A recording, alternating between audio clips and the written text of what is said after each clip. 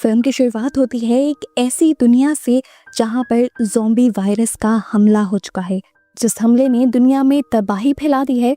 दुनिया के तकरीबन ज़्यादातर इंसान या तो मारे गए हैं या फिर ज़ॉम्बी वायरस से इन्फेक्टेड हैं। बचे कुछ इंसानों को गवर्नमेंट ने अपनी फैसिलिटी में रखा हुआ था, बिल्कुल कैदियों की तरह। लेकिन फिर भी 1-8% सर्वाइवर्स ऐसे भी थे जो गवर्नमेंट के कैंप्स में नहीं गए थे और अपने घरों में ही थे। और इन्हीं बचे कुछ इंसानों में हम रोरी को भी देखते हैं, जो इस टाइम अपने हस्बैंड की ग्रेव के सामने बैठी हुई रो रही थी। उसने खुद ही अपने हस्बैंड को मारा था क्योंकि उसके हस्बैंड भी ज़ॉम्बी वायरस से इन्फेक्टेड हो चुका था और ज़ॉम्बी बन चुका था। रोते हुए वो घर के अंदर जाती है तो देखती है कि अब उसकी बेटी भी मर चुकी थी, जिसके ऊपर उसके इन्फेक्टेड हस्बैंड ने ही हमला किया था। रोते हुए वो अपनी बेटी से माफी मांगने लगती है कि वो उसे उस वायरस से नहीं बचा पाई। अभी वो रो ही रही थी कि अचानक उसका दुख डर में बदल गया, क्योंकि उसकी बेटी दोबारा जिंदा होकर बैठी थी। लेकिन अब वो इंसान नहीं रही थी, बल्कि खुद भी एक ज़ॉम्बी बन चुकी थी। ये देखकर रोरी शॉक रह जाती है, लेकिन अब मजबूरन उसे भी अपनी बेटी को सर में शूट करते हुए मारना पड़ता है, क्योंकि अब उसकी बेटी भी सभी लोगों के लिए खतरा बन गई थी। आज उसने खुद ही अपनी पूरी फैमिली अपने हाथों से तबाह की थी। इसी वजह से वो बिल्कुल टूट चुकी थी, डिप्रेशन में चली गई थी वो। और ऐसे ही दिन गुजरते गुजरते 2 साल का अरसा गुजर जाता है। रोरी अभी तक अपने गम से नहीं निकल पाई थी और यहाँ पर एक और बड़ा मसला भी आ गया था। गवर्नमेंट की ऑर्गेनाइजेशन अब घरों में घुस कर सर्वाइवर्स को निकाल कर अपनी फैसिलिटी में लेकर जा रहे थे और ज़बरदस्ती वहाँ पर रख रहे थे। इसके अलावा भी अगर कोई उन्हें सर्वाइवर या इंसान बाहर दिखता जो उनकी बात मानते हुए उनकी फैसिलिटी के अंदर ना जाता, उन्हें वो लोग बेदर्दी से मार दिया करते थे। ऐसे ही टाइम में रोरी गन लेकर बाहर टहलने के लिए निकलती है। उसके फादर इन लॉ से कहते हैं, करीब ही टहलना, दूर जाने पर खतरा है। उदास रोरी फादर इन लॉ से कहती है, जब सब कुछ ही लूट गया तो किस चीज का खतरा। फिर अब दूसरी तरफ हमें एक नए कैरेक्टर नोवा को दिखाया जाता है, जो गवर्नमेंट की फैसिलिटी से भाग निकला था और फैसिलिटी के लोग उसके पीछे पड़े हुए थे। उसके पास एक बैग था जिसके ऊपर फैसिलिटी का लोगो बना हुआ था, मतलब कि वो फैसिलिटी से कुछ चुरा कर भाग रहा था। गवर्नमेंट के लोगों को चकमा देते हुए वो जंगल में अपने दोस्त से आकर मिलता है। वो अपने फ्रेंड को बताता है कि मैंने फैसिलिटी से इन्फेक्टेड लोगों को ठीक करने वाला सीरम तो चुरा लिया है, लेकिन वहाँ से बचकर भागते हुए मुझे गोली लग गई है। उसका दोस्त उससे कहता है कि अगर अब हम दोनों यहाँ से भागे तो एजेंट्स के लिए हमें पकड़ना आसान हो जाएगा।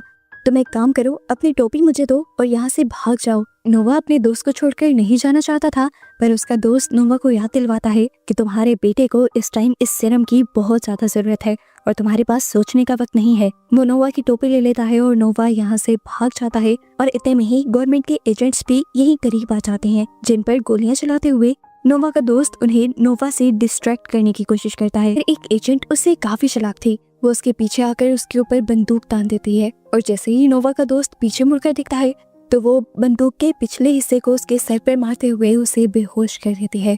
आदमी को जब होश आया तो दोनों ने मिलकर उससे नोवा के बारे में पूछा, पर नोवा का दोस्त तो नोवा के बारे में मुंह खोलने को तैयार ही नहीं था। और इस तरह लोगन को यानी उस एजेंट को गुस्सा आ जाता है और वो नोवा के दोस्त को शूट करके मार देता है। नोवा जो वहाँ से काफी दूर निकल आया था, इस सुनसाने में गोली की आवाज सुनकर समझ गया कि उसका दोस्त मारा जा चुका है। इसीलिए उदास होकर वो भी आगे बढ़ जाता है। यहाँ दोबारा हमें रोरी को दिखाया जाता है, जो नदी के किनारे बैठे अपनी बेटी की यादों में खोई हुई थी। उदासी ने उसे पागल कर दिया था और अब उसने सोचा कि क्यों ना वो भी वहीं पर चली जाए जहाँ पर उसकी फैमिली है, यानी क्यों ना वो अपने आप को खत्म कर ले। ये सोचते हुए वो गन अपनी ठीक गर्दन पे रख देती है। इससे पहले कि वो अपने आप को शूट कर रही थी, उसे करीब से अजीब आवाज आती है। पीछे मुड़कर उसने देखा तो वहाँ पर एक घोड़ा था, जिसके ऊपर उसी ऑर्गेनाइजेशन का बैग लटका हुआ था। इसे देखकर उसकी धड़कनें तेज हो गईं और तभी उसे पास में ही एक जख्मी इंसान दिखा। उसने पाँव से उसे सीधा किया तो देखने को मिला ये नोवा था। नोवा की हालत इतनी खराब हो गई थी कि वो बेहोश हो चुका था। रोरी देखती है कि गोली लगा उसका जख्म भी खराब हो चुका है। वो किसी भी वक्त मरने वाला था, लेकिन मरा नहीं था। रोरी डरते हुए यहाँ से भाग जाती है, पर कुछ ही दूर जाने पर उसका दिल उसे रोक देता है। उसके दिल में अजीब हलचल मच गई थी, इसीलिए अब वो नोवा को नोवा की ही घोड़े पर लाद कर अपने घर ले आती है। रोरी ने उसे लाकर अपने अस्तबल में फेंक दिया था। इसके बाद जब रोरी ने उसका बैग चेक किया तो उसके अंदर से उसे इन्फेक्टेड लोगों को ठीक करने वाली वैक्सीन मिल गई। वैक्सीन को देखकर रोरी खुश हुई, पर उसे याद आया कि अब तो बहुत देर हो चुकी है। उसने तो अपने से जुड़े इन्फेक्टेड लोगों को मार दिया था, इसीलिए वैक्सीन उसने दोबारा नोवा के ही बैग के अंदर रख दी। शाम में जब अंकल घर आए तो डरते हुए रोरी ने उन्हें नोवा के बारे में बता दिया। नोवा का बैग देखते हुए अंकल समझ जाते हैं कि नोवा ऑर्गेनाइजेशन से भाग कर आया है। उन्हें अब गुस्सा आ रहा था रोरी की बेवकूफ़ी पर, क्योंकि उसे ढूंढते हुए ऑर्गेनाइजेशन के लोग उन तक भी आ सकते थे और अब नोवा के साथ साथ उन दोनों की भी जान खतरे में पड़ चुकी थी। अस्तबल का दरवाजा लॉक करते हुए वो रोरी से कहते हैं कि सुबह होते ही इसे कहीं दूर छोड़ाना यहाँ से। अब रोरी इस चीज से काफी ज्यादा उदास हो गई थी। अंकल खाने की टेबल पर भी उसका मूड ठीक करने की कोशिश करते हैं और साथ ही उसे ये कहते हैं कि वो थोड़े दिन बाद शहर जाकर अपने घर के लिए कुछ सीसीटीवी कैमरास ले आएंगे ताकि वो यहाँ की सिक्योरिटी बढ़ा सकें। पर रोरी उन्हें टॉन्ट करती है और कहती है इस घर में बचाने के लिए है ही क्या। ये कहकर रोरी अपने बेटी के रूम में चली जाती है और उसके टॉयज पकड़कर रोने लगती है। फ्लैशबैक से हमें पता चलता है कि जिस दिन रोरी ने अपने हस्बैंड और उसकी बेटी को मारा था, जब वो दोनों इन्फेक्टेड हुए थे, उसी दिन रोरी की बेटी का बर्थडे था। वो दोनों ही रोरी के हस्बैंड का वेट कर रही थी, जो इन्फेक्टेड हुए लोगों की मदद करने के लिए बाहर निकले थे। जब वो वापस आए तो खुद भी इन्फेक्टेड हो चुके थे और उन्होंने ही अपनी बेटी के ऊपर हमला करते हुए उसे भी इन्फेक्टेड कर दिया। इसीलिए रोरी को मजबूरन पहले अपने हस्बैंड को और फिर अपनी बेटी को खुद ही मारना पड़ा। रोरी अपनी सोचों में खोई हुई ही थी कि अचानक उसे बाहर से किसी हलचल की आवाज सुनाई दी। उसने अंकल के रूम से बाहर अस्तबल की चाबी चुराई और बाहर देखने के लिए आ गई। अस्तबल में नोवा का घोड़ा बेचैन लग रहा था और नोवा भी वहाँ नहीं था। इससे पहले कि रोरी उसे इधर उधर देखती, पीछे से नोवा आकर उसके मुंह पर हाथ रखकर उसे खामोश करवा देता है। ये लोग बात कर पाते उससे पहले ही इन दोनों की स्मेल को सूंघते हुए ज़ॉम्बीज़ इस अस्तबल की तरफ आ जाते हैं। उन्हें देखकर रोरी घबरा जाती है। नोवा और रोरी जब अस्तबल के दरवाजे बंद करने के लिए जाते हैं तो तभी ज़ॉम्बी रोरी को पकड़ लेता है। वो उसे मारने ही वाला था, पर नोवा ने रोरी की ही गन लेते हुए उस ज़ॉम्बी के सर में शूट कर दिया और फिर उसे बचा लिया। हालात के नॉर्मल होने के बाद रोरी ने नोवा से पूछा कि क्या तुम गवर्नमेंट के एजेंट हो।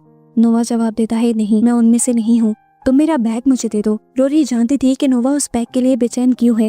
वो उसे कहती है परेशान मत हो, तुम्हारा बैग भी सेफ है। ये दिखाने के लिए वो उसे घर के अंदर ले आती है। घर में आकर वो नोवा को पीने के लिए पानी देती है और खाने के लिए खाना भी। नोवा को इस टाइम बहुत ज्यादा दर्द भी हो रहा था। रोरी उसका जख्म भी साफ करती है, जिसके फौरन बाद नोवा यहाँ से जाने की बात कहता है। रोरी उससे कहती है आज रात यहीं पर रुक जाओ, जो तुम्हारी हालत है तुम अपने घर भी नहीं पहुँच पाओगे, और अगर आज रात रुक कर तुमने आराम कर लिया और अपने अंदर ताकत जमा कर ली तो तुम आसानी से अपनी मंजिल पर पहुंच पाओगे। नोवा रोरी को बताता है मेरा जाना बहुत ज्यादा जरूरी है। मेरा बेटा 2 दिन पहले ही इन्फेक्टेड हो गया है और मुझे उसे हर हाल में बचाना है और उसी के लिए मैंने ये सीरम चुराया है। रोरी उससे वादा करती है कि मैं तुम्हारी घर पहुंचने में जरूर मदद करूंगी, और ये कहते हुए वो उसे रात के लिए घर रुकने पर मना ले। सुबह जब नोवा की आंख खुली तो अंकल उसके ऊपर गन ताने खड़े थे। शोर सुनकर रोरी भी बाहर आ गई। उसने अंकल को रोका और कहा ये क्या कर रहे हैं आप, नोवा कोई गवर्नमेंट का एजेंट नहीं है, हमारे ही तरह वो भी एक सर्वाइवर है और अपने इन्फेक्टेड बेटे के लिए सीरम चुरा कर लेकर जा रहा है। मुझसे तो कितना अच्छा है, अपने बेटे को बचाने की कोशिश कर रहा है और मैंने तो उन दोनों को ही मार दिया था। रोरी की बातें सुनते हुए अंकल भी इमोशनल हो जाते हैं और नोवा से कुछ नहीं कहते। रोरी नोवा की शर्ट बदलने लग जाती है और इसी दौरान अंकल नोटिस करते हैं कि नोवा बहुत अटक अटक कर सांस ले रहा था। उसके सीने में हवा भर चुकी थी और इस तरह वो जल्दी मर जाता। इनके पास कोई डॉक्टर भी नहीं था, इसीलिए अंकल खुद ही इतने बड़े काम का रिस्क लेते हैं और एक बारीक सी सीजर उसके सीने में स्टैब करते हुए उसके सीने से हवा को निकाल देते हैं। अब नोवा की हालत बेहतर तो हो गई थी, वो सांस तो सही से ले रहा था, लेकिन खून ज्यादा बहने की वजह से वो बेहोश हो चुका था। ये देखते हुए रोरी समझ जाती है कि नोवा अब वो वैक्सीन अपने बेटे तक नहीं पहुंचा पाएगा। रोरी फैसला करती है कि वो ये वैक्सीन खुद नोवा के बेटे तक पहुंचाएगी और ये सुनकर अंकल उसे डांट देते हैं, ये कहते हुए कि वो तुम्हारी बेटी नहीं है जिसके पीछे तुम इतना खतरा मोल लोगी। अभी ये लोग बातें कर रहे थे कि घर के अलार्म्स बजने लगे। अंकल ने जाकर सीसीटीवीज में देखा कि बाहर 2 गवर्नमेंट के एजेंट खड़े थे। ये लोगन और उसके साथी ही थी जो पहले से नोवा के पीछे पड़े हुए थे। ये देखते हुए अंकल फौरन जल्दी से अंदर आकर रोरी और नोवा को यहाँ से भाग जाने को कहते हैं और साथ में नोवा को एक ताकत का इंजेक्शन भी लगा देते हैं। रोरी अंकल को इस तरह छोड़कर नहीं जाना चाहती थी, तो अंकल उसे प्रॉमिस करते हैं कि मैं तुम्हारे पीछे जरूर आऊंगा। उन दोनों के यहाँ से भागते ही थोड़ी देर में लोगन और उसके साथी भी इन लोगों के दरवाजे तक पहुंच चुके थे। आते ही वो अंकल से नोवा के बारे में सवाल करते हैं तो अंकल साफ झूठ बोल देते हैं कि वो तो अकेले यहाँ पर रहते हैं और पिछले कई दिनों से उन्होंने किसी को भी यहाँ आते नहीं देखा। यहाँ पर लोगन यानी वो एजेंट उससे पूछता है कि आप कैंप में क्यों नहीं रहते, तो वो बताता है क्योंकि मैं अपने बेटे और पोते को छोड़कर नहीं जाना चाहता, जिनकी कब्रें मैंने अपने घर के पीछे ही बनाई हुई है। बड़ी सफाई से वो झूठी बोल रहे थे कि तभी उस एजेंट लोगन ने नोवा और रोरी का घोड़ा भागते हुए देख लिया। अंकल से तो वो बाद में निपटता, वो अब उन दोनों को पकड़ने के लिए उनके ऊपर फायर करना शुरू कर देता है। अंकल भी रोरी और नोवा को बचाने के लिए लोगन के कई आदमियों को शूट करके मार देते हैं, लेकिन ऐसे में उनको भी बहुत सारी गोलियां लग जाती हैं। रोरी और नोवा एजेंट्स की नजरों से ओझल हो जाते हैं और इस गुस्से में एजेंट लोगन अंकल को आकर करंट देते हुए उन्हें टॉर्चर करते हुए उनकी जान ले लेता है। लोगन की असिस्टेंट को उसकी इस बेहिस्सी पर बहुत ज्यादा गुस्सा आया था। जो सलूक वो इंसानों के साथ करता था, ऐसा करने को तो उसको गवर्नमेंट ने ऑर्डर भी नहीं दिया था। वो अपने ही अंदर की शैतानी ख्वाहिशें पूरी करने के लिए कितने ही लोगों को मार चुका था। और फाइनली उसकी असिस्टेंट अब उससे कह देती है कि मैं तुम्हारे इन गुनाहों का हिस्सा नहीं बनना चाहती। ये सुनकर लोगन को गुस्सा आ जाता है और वो अकेले ही नोवा और रोरी का पीछा करने का फैसला करता है।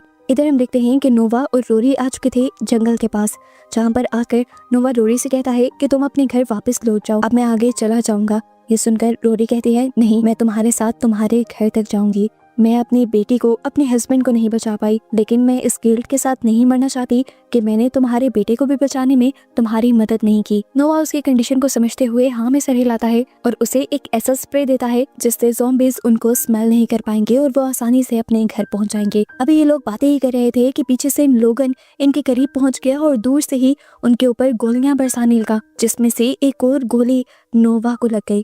मजबूरन इन दोनों को पैदल ही भागना पड़ा और ये लोग थोड़ी ही दूर जाकर वहां पर छुप गए। नोवा जानता था कि वो अब अपने घर तक नहीं पहुंच पाएगा, इसीलिए वो रोरी को अपने घर का रास्ता समझाता है और उसकी मिन्नतें करता है कि प्लीज तुम मेरे बेटी की जान बचा लेना। ये कहकर अपना बैग देते हुए वो उसे यहाँ से भाग जाने को कहता है। अब लोगन रोरी तक ना पहुंच पाता, इसलिए जख्मी नोवा उठकर हिम्मत करता है लोगन को रोकने के लिए। लोगन ने एक और मर्तबा उसके ऊपर हमला किया था, पर इस मर्तबा बंदूक से नहीं बल्कि अपनी चाकू से। लोगन उसके ऊपर भारी पड़ा था, पर फिर भी नोवा के अंदर अपने बेटे को बचाने का जज्बा इतना था कि उसने मरते मरते भी हार नहीं मानी। लोगन जो उसके पेट में एक नुकीली लकड़ी स्टैब कर चुका था, उसके बावजूद वो लोगन का चाकू छीनते हुए उसके गले में स्टैब करता है और फिर उसी की शॉटगन से उसी को करंट लगाते हुए आखिर मार देता है। दूसरी तरफ हमें रोरी को दिखाया जाता है जो कि जंगल के अंदर भाग रही थी। अब रात भी हो चुकी थी और बहुत सारे ज़ॉम्बीज़ उसके पीछे भी पड़ चुके थे। किसी तरह गिरती पड़ती वो अपने आप को